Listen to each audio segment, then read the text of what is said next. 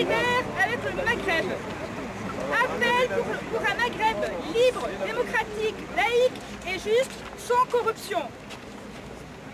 Le rassemblement du vendredi 14 janvier veut rendre hommage aux Tunisiens et Algériens morts tombés sous les balles ces jours-ci. C'est terrible d'avoir comme destin se noyer parce qu'on fuit ou se suicider parce qu'on reste.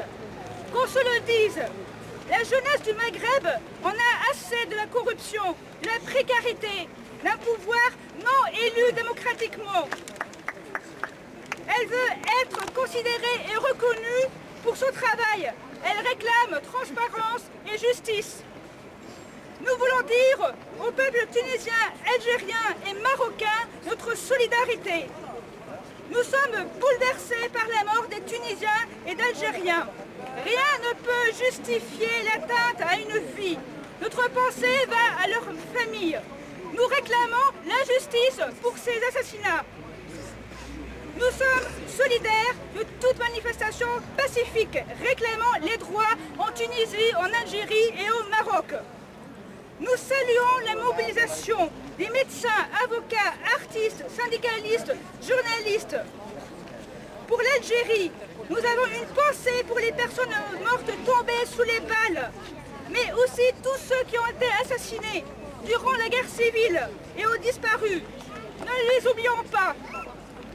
Nous soutenons tout combat pour les libertés et contre les intégrismes. Oui.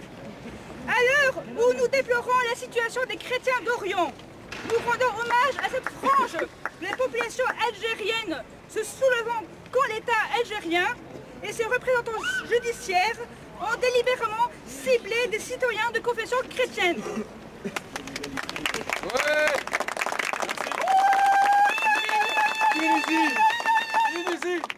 Mais n'oublions pas le Maroc.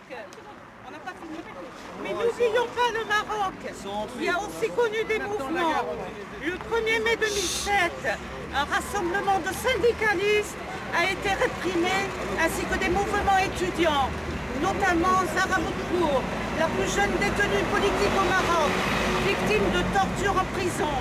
Des défenseurs de droits humains sont harcelés, notamment Chatib El Rayari, condamné à 3 ans de prison pour avoir dénoncé la corruption liée à la drogue.